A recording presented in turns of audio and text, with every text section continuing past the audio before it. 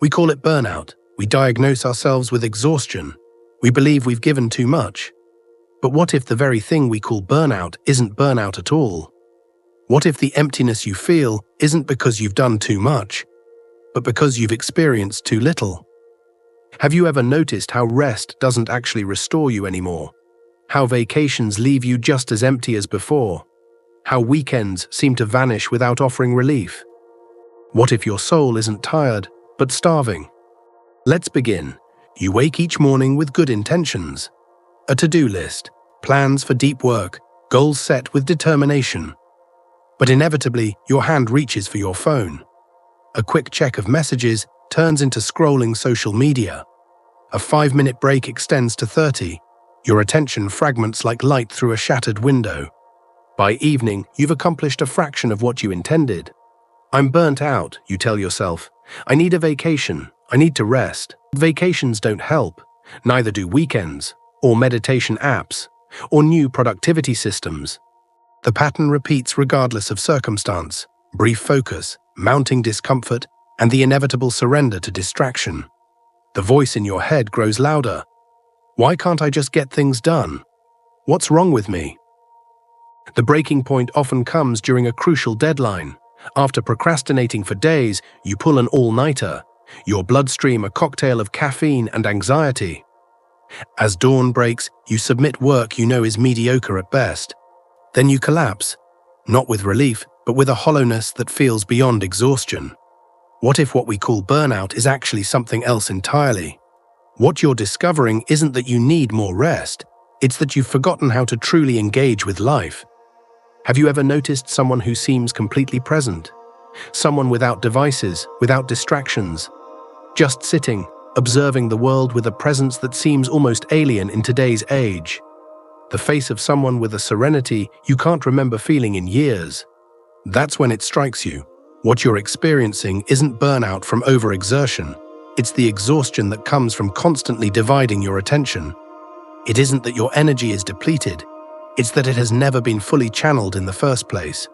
Have you felt this too? That scattered feeling at the end of a day where you were busy but accomplished nothing meaningful. True burnout comes from sustained, meaningful effort towards something you deeply care about. But many of us never reach that depth of engagement. Instead, we exist in a state of perpetual partial attention, constantly switching contexts, fragmented across platforms, notifications, and digital spaces. This isn't burnout. This is the exhaustion of a mind addicted to stimulation, but starved of presence. Your modern mind has been conditioned to crave constant novelty. New information, fresh stimuli, endless content. You've been trained to fear boredom more than you fear meaninglessness. And in that training, you've lost something essential: the ability to be fully present in a single moment, a single task, a single thought. Does this sound familiar? The Stoics understood something fundamental about the human condition that we've forgotten in our digital age. Marcus Aurelius wrote, "Most of what we say and do is unnecessary. Remove the superfluity, and you will have more time and less bother." This wasn't just practical advice about efficiency, it was a profound insight into the nature of a well-lived life. Where do you place your attention throughout your day? With what quality do you attend to each moment? The Stoics recognized that our attention is the most precious resource we possess. Where we place our attention determines the quality of our experience. As Epictetus taught, make the best use of what is in your power and take the rest as it happens. What is in your power? Not the algorithms designed to hijack your attention. Not the endless information streams competing for your focus. What remains in your power is the choice of where to direct your consciousness in each moment. The Roman philosopher Seneca warned about this very challenge 2,000 years before smartphones existed. To be everywhere is to be nowhere. He understood that a divided mind leads to a divided life, fractured, shallow, and ultimately unsatisfying. When was the last time you gave your full attention to anything? This concept aligns with what psychologist Carl Jung later described as the modern tragedy. Too many people looking outside themselves for salvation. Jung believed that our salvation, our wholeness, could only be found through deep engagement with ourselves and the world around us, not through endless novelty or distraction. Friedrich Nietzsche identified this problem in his own era, writing, "The essence of all beautiful art, all great art is gratitude." By this, he meant that true engagement, the kind that produces beauty, meaning, and fulfillment, comes from a place of presence and appreciation for what is, rather than a restless searching for what isn't. Consider the metaphor of water. When water is disturbed, fragmented, constantly in motion, it cannot reflect anything clearly. But when water becomes still, it perfectly mirrors the world above it. Your mind functions similarly. A fragmented, distracted mind cannot see reality clearly, cannot reflect beauty accurately, cannot engage with depth or nuance. Can you see the paradox of your modern existence? You have more access to information, entertainment, and connection than any humans in history. And yet, you experience less presence, less meaning, and less satisfaction than those who came before you. To break free from the addiction to distraction requires something more than just another productivity hack or digital detox. It requires a fundamental re-evaluation of your relationship with attention itself. The first step is recognition. You must acknowledge the true nature of what you're experiencing. This isn't simply burnout, it's a symptom of an attention economy that profits from your fragmentation. Silicon Valley engineer Tristan Harris put it bluntly, "Your attention is being sold."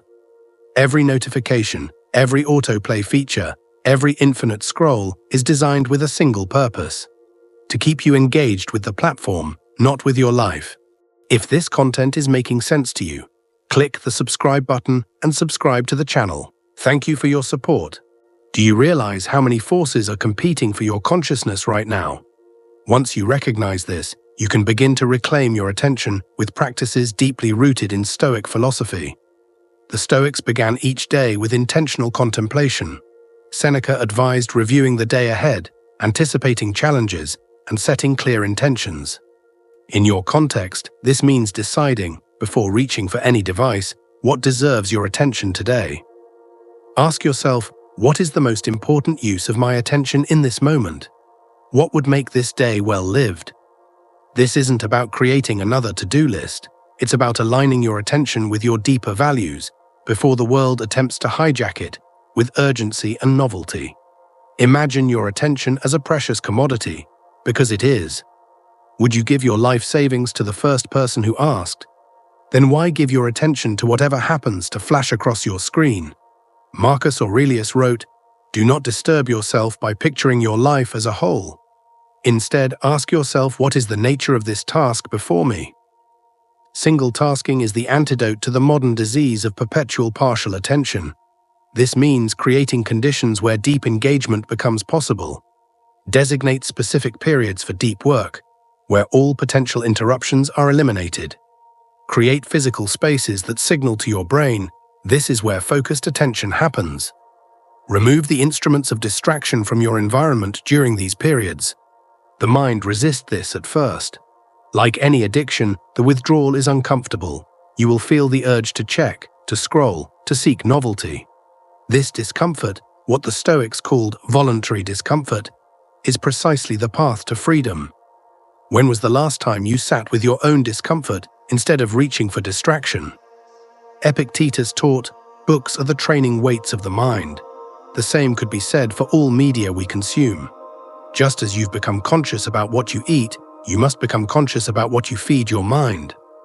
Ask of any content you consume, is this strengthening my mind or weakening it? Is this expanding my understanding or narrowing it? Is this worthy of your finite attention? This doesn't mean eliminating all entertainment or pleasure. It means ensuring that what you consume serves you rather than depletes you.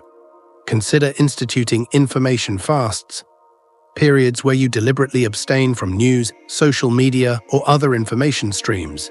Use this time to rediscover the pleasure of sustained attention on a single meaningful activity. Can you remember what that feels like? The Stoics emphasized living in accordance with nature. Your natural attention rhythms aren't designed for constant stimulation. You have natural cycles of focus and rest, what modern psychology calls ultradian rhythms. Honor these rhythms by working in focused blocks of 60 to 90 minutes, taking genuine breaks where you disconnect completely from information, spending time in nature where attention naturally broadens and deepens. Remember, the goal isn't to become more productive in the conventional sense. The goal is to reclaim your attention as the foundation of a meaningful life. When was the last time you experienced flow? That state where time seems to stand still because you're fully engaged in what you're doing. The philosopher Joseph Pieper distinguished between amusement and true leisure. Amusement, he argued, is passive consumption that leaves you empty. True leisure is active engagement that leads to renewal. This means rediscovering activities that require full presence. Deep conversation without devices present. Physical activities that demand complete attention. Creative pursuits that require sustained focus. Contemplative practices like meditation or prayer. These aren't just hobbies or pastimes, they are remedies for a fragmented consciousness, practices that restore your capacity for depth. Can you identify one activity in your life that demands your full presence? Computer scientist Cal Newport advocates for digital minimalism, the practice of being intentional about technology use. This means removing non-essential apps from your devices, establishing clear boundaries around when and how you use technology, regularly evaluating which digital tools genuinely enhance your life. The Stoics would approve of this approach. As Epictetus said, freedom is not achieved by satisfying desire, but by eliminating it. The freedom you seek isn't found in unlimited access to information and entertainment. It's found in the liberation from compulsive distraction. Just as the Stoics practiced evening reflection, you can adopt a regular audit of your attention. At day's end, ask, where did my attention go today? What distracted me from what matters most? What adjustments can I make tomorrow? This isn't an exercise in self-judgment, but in self-awareness. By becoming conscious of your patterns, you gain the power to change them. Implementing these practices isn't easy in a world designed to fragment your attention. You will face resistance, both external and internal. The pull of distraction is powerful precisely because it offers immediate relief from the discomfort of presence. This is why the Stoic concept of premeditatio malorum, premeditation of evils, is so valuable. Anticipate the challenges. Your phone will call to you in moments of boredom or difficulty. Your mind will rationalize just a quick check. You'll feel the fear of missing out. When these challenges arise, and they will, remember that this discomfort is the feeling of addiction being disrupted. It is the necessary path to freedom. How many times today have you already surrendered your attention without questioning why? If you continue down the path of fragmented attention, understand what awaits you. This isn't about productivity alone, it's about the very quality of your existence. If you don't reclaim your attention, you will never experience the depth that makes life meaningful. You will continue to skim the surface of experiences, relationships, and ideas, always moving, never arriving. If you don't break the cycle of distraction, your capacity for deep thought will continue to erode. Research shows that constant context switching doesn't just waste time. It fundamentally alters neural pathways, making sustained focus increasingly difficult. If you don't set boundaries around your attention, others will determine what occupies your mind. Your thoughts will be shaped by algorithms designed to monetize your attention, not enhance your life. If you don't cultivate the ability to be present, you will miss the moments that matter most. Life doesn't happen in highlights. It happens in the spaces between notifications, in the quiet moments you're currently training yourself to avoid. If you don't address your addiction to distraction, you will continue to mistake stimulation for fulfillment. The hollowness you feel isn't burnout. It's the emptiness that comes from a life lived in fragments. If you don't develop the capacity for boredom, you will never discover what lies beyond it: creativity, insight, and self-knowledge.